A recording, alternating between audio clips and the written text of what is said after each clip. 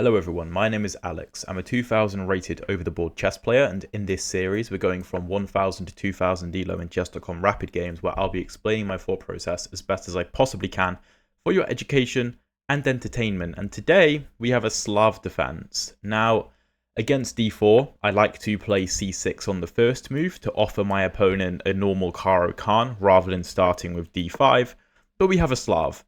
And one of the main reasons that I play the Slav is because a lot of the same ideas overlap with the Caro, although we go into a free knights variation, and normally in a Caro-Kann type position, I mean, bishop g4 doesn't really work because of knight e5 ideas, because the e-pawn is still on e2, so there's no pin. So typically the bishop will go to f5, and, I mean, white might develop his bishop, and the queen often comes out to squares like b3, and I often just don't really like dealing with that. I like to play the semi-Slav, which kind of violates a lot of opening principles, because we are blocking in our light squared bishop, and I mean, this pawn structure looks very solid, but we're going to play knight b to d7, and in this position we're going to play the Cambridge Springs. Now, what on earth is the Cambridge Springs? Well, it's a very aggressive type of Slav defense, essentially. The point of Queen a5 is actually really fascinating. The idea is that we pin the knight, obviously. We also unpin our own our knight from our own queen, right? Because we move out of the way. So this knight is now free to move. We also prepare the move bishop to b4. I think that queen to d2 is actually a mistake as well, because after bishop b4, my idea is literally just to go knight e4, and white should come under a lot of threat. Although, did I miss the opportunity to go knight here immediately? The Cambridge Spring... Oh, no, because after takes, our queens will be seeing each other. There's just a lot of lines where you can take here, attack the knight, and your queen opens up on the bishop, which is part of the reason why the queen on the 5th rank is quite good. My opponent goes bishop d3. I believe we can take on c4. I believe. Because if the bishop gets dragged out to c4, then knight to e4... and white can't guard everything. So I'm pretty sure we're supposed to take here. And an added benefit is the fact that our queen now sees this bishop when we take, which, you know, is something you need to keep your eye on. Taking him... Wait, actually, going knight to e4 immediately might be more accurate. Because if we take, my opponent could probably drop his bishop back and claim that my pawn structure isn't great, and his knight still sits on f3 defending his bishop. However, on knight to e4, we pose the immediate problem of we're hitting the knight and we're hitting the queen. Of course, the knight can't take because we'll take the queen, and we'll have 2 pieces for a queen. No, my opponent will have 2 pieces for a queen. Whereas if we go knight to e4 immediately, if my opponent takes and we take, we're hitting the knight and the bishop often swaps itself off quickly to get out of a lot of these tactics. I'm pretty sure this is the right move, though. So if take, the only place the knight can move that stops the bishop from hanging would be knight to e5, but then we can take it, and after takes does mate? On d8? Wait, white has a mate threat? That's crazy. So knight e5 kind of works? I suppose what would we do there, actually? That kind of works. Would we take here? And if, like, queen takes, pawn takes, knight takes, pawn takes, and try and just ruin the structure. Although opposite coloured bishops, I'm not sure we can really win that. That's really interesting. I will be very interested to see in the post-game analysis what the correct idea for us was there. Now, though, my opponent obviously gets spooked. I don't really blame him.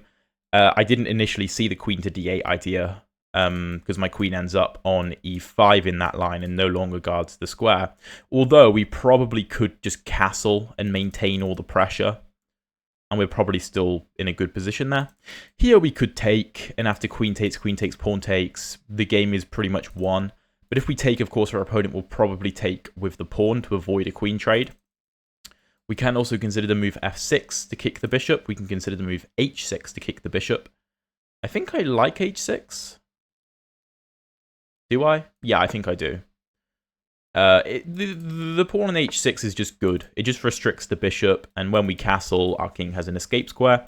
We just have to make sure this pawn can't get to f5 and cause us any problems. That'll be white's only real way to attack me. Knight to b6 looks tempting, going after c4.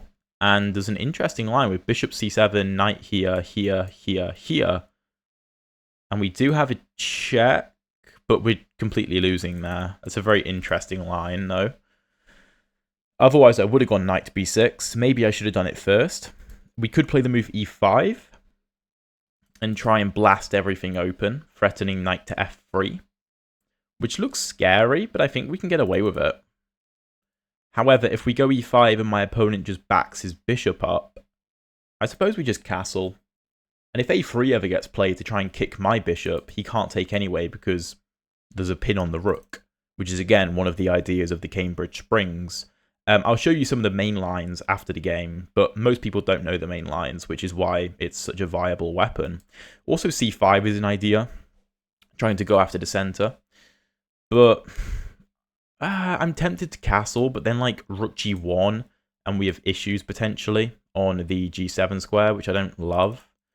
I'm half tempted to try and castle queenside, maybe. We do have this problem with the bishop, which is a terrible bishop, of course. But I think e5 is the move I want to play, which of course prepares to bring the bishop to e6 or f5. And then we can either castle queenside or bring a rook to d8 if the d file opens, for example. Yeah, taking I don't think is the best idea. I don't love that for white, because we're covering all the infiltration squares from the queen. And after all the trades, this just helps us, because we trade off our bad knight on d7, which was doing a whole lot of nothing other than blocking in our bishop. We still maintain just as much pressure on this knight as we previously had. We also remove one of white's potential attacking pieces. I know we're up a piece, but let's be accurate here. And we're going to go something like bishop to e6, kingside castle, rook d8, and just try and swarm the white position. If you're enjoying the video so far, I'd really appreciate it if you could drop a like and subscribe if you haven't already. It really helps to motivate me keep making these videos for you guys. And I actually have a chess study session later with some guys that I'm going to a tournament with. So make sure you stay tuned for that, because it's going to be a very exciting tournament, and I'll be doing some recaps of the whole thing, probably. I am somewhat tempted to take on c3. That's probably the most principled thing to do. If pawn takes, of course, the structure is ruined. If queen takes, then we just trade the queens. If here, here, here, here, then just bishop e6, we prepare to castle queenside, and we keep everything nice and secure. So let's take. Of course, the queen is pinned to the king. Like, the queen can't move anywhere. There's quite a lot of things hanging in this position, but we're just trying to facilitate trades. I prefer if white trades like this, because we've ruined his structure, of course. And he can, deny a queen trade by trading with the b-pawn on c3, but then his structure is very bad. We have queen to e4, applying pressure to basically everything in the position. Obviously, we're hitting the rook. King to e2 doesn't work, connecting the rooks, because we have bishop to g4. My opponent goes rook g1. And we're just going to castle. And you may be worried about castling into the line of the rook, but yeah, the only way that white can target the g7 is with the queen. And I'm more than happy to trade the queens. I know I fixed my opponent's structure, but we're up a whole piece for a pawn. I don't think that's too big of a problem. Let's go rook e8. Now we just have to start activating our pieces, ensuring my opponent can't start pushing his pawn like his massive pawns through my position, which is part of the reason I play rook to e8. I also like the look of the move bishop e6. After rook c1, I like b5, trying to force open all the lines. Also, the fact the king is now on the d file, we could potentially exploit that with even this rook coming back over to d8. But what we're basically trying to do here is liquidate some of white's pawns because they're annoying. King c3 is a good move. If b5 now, take, he does get a passed d pawn, but we can blockade it on the light squares quite easily. So let's go b5. And also, if he takes, then the a2 pawn will be weak to our bishop, and we have a majority on the queen side, so we can force our own passed pawn through. And let's imagine for a second that we get like a pawn to b3 and trade, then my bishop will be holding on to this pawn very nicely from a distance. We could even play something like f6, bishop f7 to keep our bishop nice and safe and just watching the pawn, making it very difficult for white to get rid of it. Also, bishop c4 is quite a nice idea, locking the pawn in place. But I'm going to start with a5, just taking some more space. If rook to b1, I'll just go rook b8. Okay, king d2. That doesn't really help. Let's push. And I think we're going to complete the plan of getting the pawn to b3. And the reason the pawn is good on b3 is just because my bishop can sit all the way back here while also controlling the important d5 square or even putting itself on d5, where of course it will be stopping not only the move d5 but also the move e4, which are the moves that white wants to play. And our pawn will be a constant pain in black's side.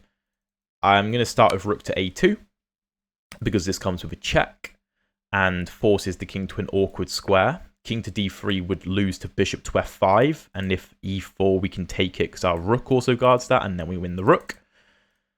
Yeah, now we can just push b3. The king is also very uncomfortable here, which is great for us. And we're not really threatening this, kind of. Because then the king can move back up to the second rank to connect the rooks. But I think more potent is just rook e to a8, preparing rook to a1. That looks pretty nice. We could also swing this rook to a square like h2. It might have been worth doing that on the previous move, actually. Yeah, my opponent's trying to go d5, which makes a lot of sense. Let's go bishop to c4. Because I can't really stop the move d5 at this point, but I don't want my bishop to be blocked out of the game. Although there would have been some interesting traps, probably. Thinking about it, there probably would have been some nice traps. With, like, let's say we allow this move. Let's say we go like f6 here, and my opponent takes, then we have check. King moves up to defend the rook on g1, and then we have check again, forcing the king to the third rank. And then we can take on g1 and win a rook. But a little bit convoluted, a little bit unnecessary. Is this check worth giving? We maybe can set up a checkmate. Although I don't think we have to. Actually, no, I do think this is worth giving. And I'll tell you why. Because we have the move bishop to c3. I believe. No, actually, that's not really worth it. Because, yes, we're threatening to take this, but we're also hanging this. Maybe rook to a2, preparing this. I like that. Let's do it.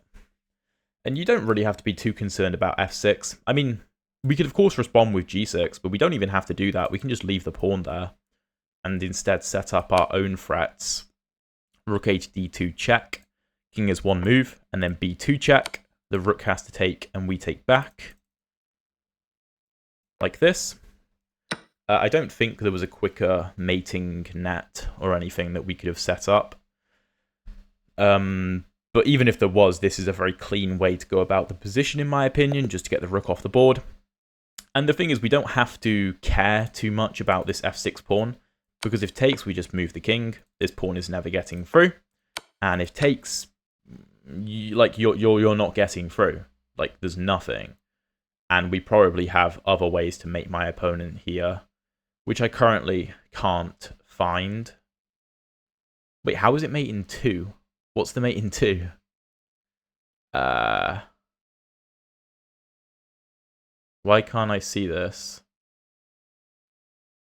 Is it? No. What's the mate in 2? Is it this? King here. Oh, no, it's this.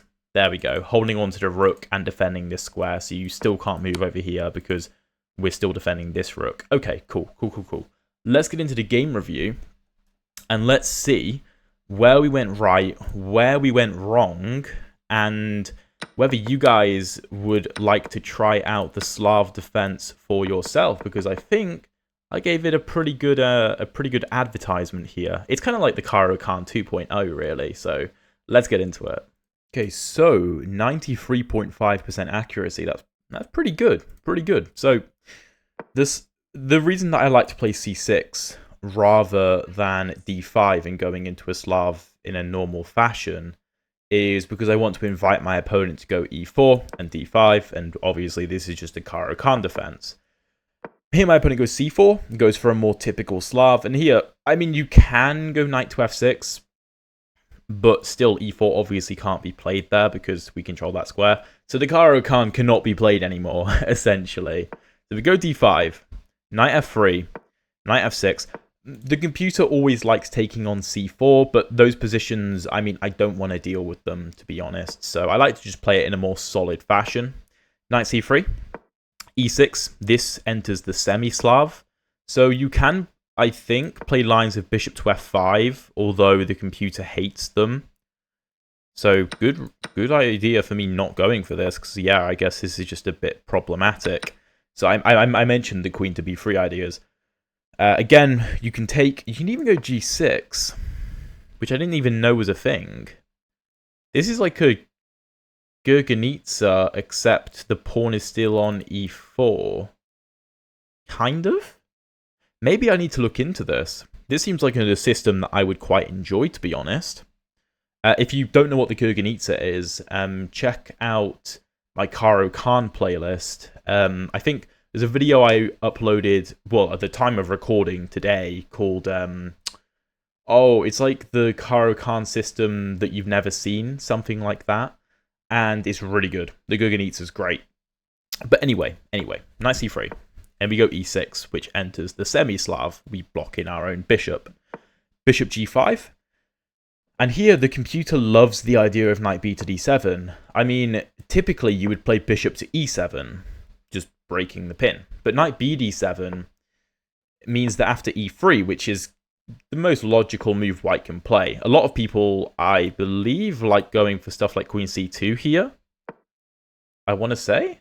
But the thing is, if you go bishop to g5, like, the most logical thing to do is just lock the bishop outside the pawn chain now, right? Kind of like how you would in a Caro-Kann. But my opponent goes e3. And this is the beginning of the Cambridge Springs after queen to a5. The lines get pretty interesting here. The computer likes taking on d5, for example, and after knight d5, applying more pressure to the knight, like rook c1, if bishop to b4, which is a normal move, white can get away with this, and the computer likes to go into these lines grabbing a pawn, but personally I wouldn't recommend them. They're completely unnecessary. I don't think you can really take with a pawn here. Oh no, maybe you can. I think I had this position recently and I took with the pawn, actually. And I mean, the computer's best try is knight to d2. And again, while the computer doesn't think this is amazing for black, I think this is very, very easy to play. We just shift our queen back, bring our bishop out, castle, leave the whole like shenanigans on this diagonal out of it, forget about that. And look at our bishops. They're going to be fantastic. And we basically solved the problem of the Slav by getting this exchange of pawns, opening our light squared bishop back up and relieving the pressure on the d5 square. We kind of achieve everything, in my opinion. But my opponent goes queen d2. This is a mistake. Straight up mistake. Because the queen, it looks like it's breaking the pin. But bishop b4, which is the only move to maintain the advantage. You can't go for knight e4 too quickly, because knight e4, and if you take, you lose your queen, and if you take, the knight takes. Simple tactics, you're down a piece. But queen d2 allows bishop to b4. And here the computer wants to take, which is kind of what I was expecting, because this bishop ended up being a liability, as it often is because of this alignment. And after knight takes, it wants a3, even though this is not a threat because the rook hangs. And regardless, I think we probably win a pawn here, at the very least. Life is good. Life is good. And it's a very easy position to play. Other than the fact the light squared bishop kind of sucks, it's a good position. But bishop d3 from my opponent. And I initially considered this. And if takes, then knight e4. And we're completely winning. Completely winning. Because when the queen moves, we can take the bishop. We can take the knight. But more importantly, we can take the bishop. And again, it's just a liability. So, but what my problem was bishop c2. Which is a correct thing for me to be not concerned about, but I didn't think this was the best move because of bishop c2. White maintains control of the e4 square, so I don't have knight to e4. The best I can do is knight d5, and after castles, knight c3... No, my opponent finds a3 first. Not gonna lie, probably wouldn't have found that. Like, my opponent probably wouldn't have found that, and then things get a little bit wild here. Knight g5, knight g5. I mean, black's up a pawn, but this bishop sucks, essentially. So knight e4, I think, is a bit better. And, of course, you have to take it. If you don't take it, then you have to move your queen, and you're just completely lost. Completely lost. So bishop e4, d e4. And here, my opponent, of course, went h4, which threw the game away. But I thought he could get away with knight to e5, because I was like, wait, I can't do this. After de5, if I take, I get mated. Right? Because my queen takes her eyes off of the d8 square. Always be careful. So here, yeah, I would have had to castle. And I'm still better, but again, this bishop kind of sucks. So a better line here would be to take first. And after this, f6? That is cool. And after knight c5... I mean, we could take, although that seems risky. b6 kicks the knight to e4. Then we can take on g2 with a fork. So knight g3 would have to be played. And if the knight retreats to b3, we can still take here. And if queenside castle... Okay, it looks kind of scary, to be fair. But computer thinks that this is quite defendable. And it probably is, because these pieces are going to struggle to get anywhere near to the king side, and we can easily add defenders via the 7th rank if we need.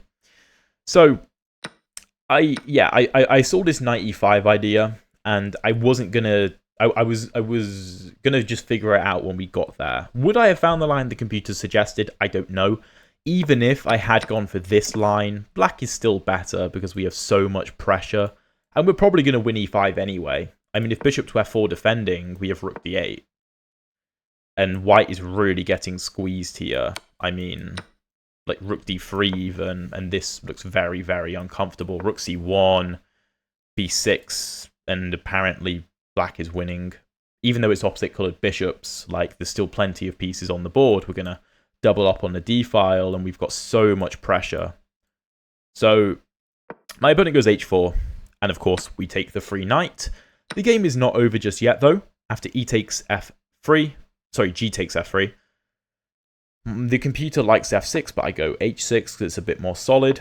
Bishop f4 and e5 is the best move. Like, you can play this a bit slower with moves like knight b6, with castling, that kind of thing. I did consider those moves, but I thought e5 just immediately goes after my opponent straight away and prepares to get my bishop out. I thought that a bit more resilient was bishop g3, not allowing me to get exactly what I want. And here the computer likes knight b6. Going after this, of course, you can't play b3 because I take. But d e5, knight e5, bishop e5, bishop e5, sorry, queen e5. We still maintain our pressure. We have pressure on the e file, very nice position. f4, we take on c3 first. The idea being that if this, we have something like bishop to e6, like b3, queenside castle with check, and it should be an easy conversion. My opponent keeps the queen on the board. We push our queen up to apply pressure. Rook g1. Castles, not the best move, but the most solid. I mean, there's no reason to be giving up the g7 pawn like this. Although there is queen to h1, to be fair. But keep things solid. I just wanted to castle. And then queen d4 is the best move, because if queen d4 isn't played, not only can I pick up c4, but I can bring my bishop into the game. I can play rook d8, and I'm going to be mating white. White's going to be getting mated. So realistically, queen d4 is kind of the only move. Also worth pointing out, why has my opponent spent no time? Like, spend some time, bro, and you'll probably find some better moves. Like, no offense, but why are you playing rapid if you're going to play it like a bullet game? We take, of course, because of the threat on g7. I mean, why would we ever play queen h7? That's the only other move, obviously, but why would we ever do that? So we take, and we do fix the pawn structure, but now we just bring our pieces, we create a passed pawn. Well, it's going to be a passed pawn because we have a majority. As long as this d-pawn doesn't somehow get to d7, then it's fine. a3, a5, king d2, b4. We start pushing, rook trade offered, and rook a2 I think was a very, very good move because we force the king to the back rank, which disconnects the rooks. We get the pawn to b3, and then we can swarm. Bishop c4. The point of bishop c4 was to make sure that d5 didn't lock my bishop out. Although I did think f6 was interesting because we can set this trap of this, and this, forcing the king away from the defense of the rook.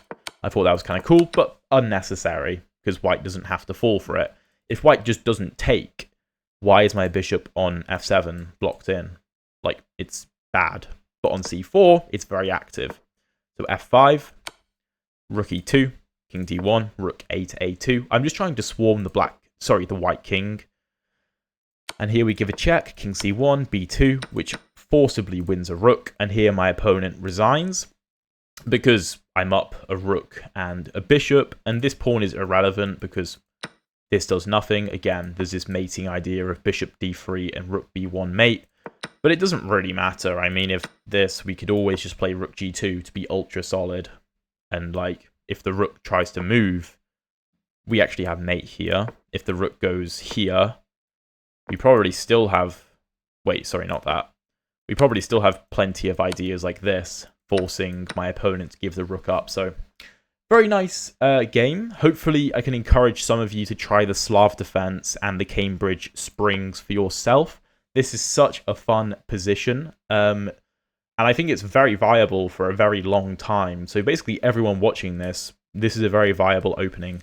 Thank you very much for watching. If you want to see another very cool video in the Slav defense, check out the video up here. And if you want to see the previous episodes of the speedrun, check out the playlist down, oh my god, down there. Thank you very much for watching, and I'll see you in one of those videos.